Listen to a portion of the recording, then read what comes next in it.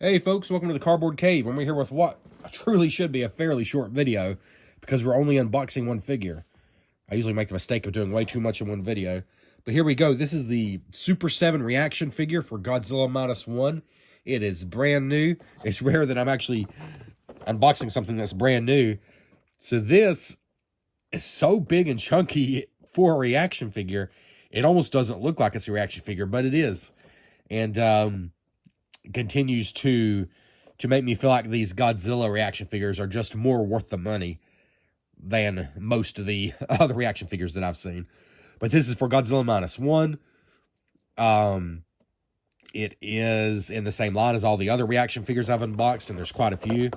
So go check it out. I got this from Godzilla.com for 20 bucks.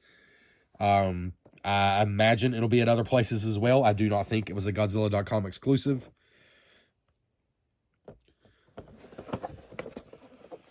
So one more look at the packaging here. Not my favorite packaging because, as you probably figured out if you've watched any of my Godzilla content, I absolutely adore this movie. But it's kind of just an image from the movie. A lot of times reaction figures are based on like old toys. But this is not based on an old toy. It's a brand new movie, so it makes sense. So let's go and get into this. All right, and here's what the card back looks like with the figure off. It actually is a cool card back. I mean, I totally wouldn't mind that as a poster. And here's our figure.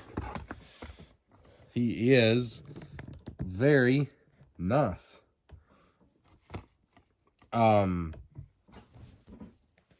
Just bigger and chunkier than I think any of the other Super 7 reaction figures I have, including from the Godzilla line. Let's just go get this down here. It's big and chunky. The Super 7 reaction line is trying to stay simple and remind you of the toys you grew up with. They're never going for as much realism as possible. So it's a little interesting in this case, because this is not based on an old toy at all. It's, you know, from the new movie.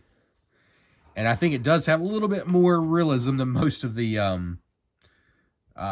Super 7 reaction figures as a result. It's not quite as glossy and shiny in person. It is a little, but it's not as much as it looks like on this video. Like, I know some people really care about that. It's got more of a natural look in person. It's not quite as shiny as this lighting is making it look.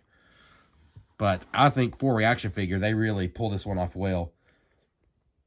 I mean, I'm not saying it's exactly how he looked in the movie, but it's pretty darn good. Like, the eyes aren't weird looking. And there's multiple layers of detail in the eyes. You know, you got the iris and the pupil and the whites of the eyes. All separate colors without getting sloppy looking. Like, that's done pretty well for a small figure. The mouth isn't sloppy. You know, you got the red gums and the teeth. Oops. Sorry about that. Well, it's hard to get the camera to focus, but it looks good. It looks right. The overall painting, you know, you got a little bit of a wash to provide some different colors. These lights are really just making them look too glossy. Maybe if I shine some away. The nails, you know, are different colors. And then the dorsal plates have the wash on them as well. He is, of course, your usual 5 or 6 points of articulation for these reaction figures. He has 6 because his tail does spin.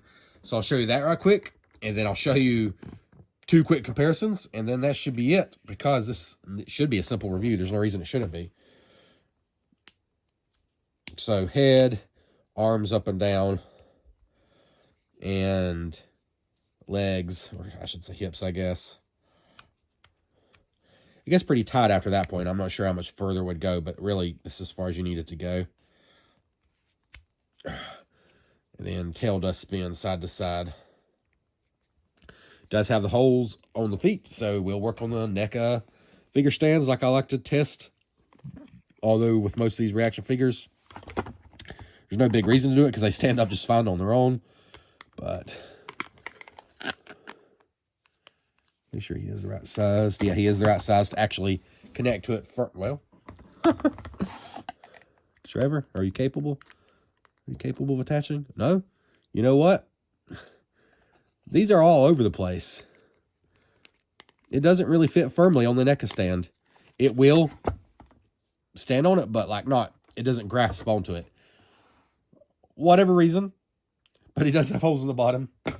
But yeah, there's no issues with him standing, so it's not necessary. But silly comparison time. Well, first, this is not such a silly comparison. Let's do this first. Godzilla -1, Super 7 reaction figure. Godzilla 1954 Super 7 reaction figure. So similar in height, but the -1 one is just way chunkier. You know, he's just a lot wider. So that's why I said I think he is the biggest Super 7 reaction figure I own, because he's just chunkier. But obviously they're meant to be the same, you know, they're meant to go together. They're the same line, obviously. And here's the silly comparison. Here's the Super 7 Ultimates Godzilla -1 charged up edition. I guess I could show you a little more close-up detail here. You see the eyes are actually done by the exact same method. If I can get it to focus, it'd be even better. Come on now. The eyes are done by the same method. And as I said in my review, the yellowish, brownish wash is not as bright. It's not as prevalent in person as this lighting makes it look. He looks great in person. But yeah, I mean, a very similar technique and style. Like they pair pretty well together. Obviously, you got more detail in the charged up Ultimates version. But yeah, they look good together. Anyways, thanks for checking out the Cardboard Cave. This guy is approved. He's one of my favorites. I love the movie. And having a reaction figure for the Godzilla -1 Godzilla was an absolute no-brainer. So he's getting a big old thumbs up. Thanks for checking out the Cardboard Cave.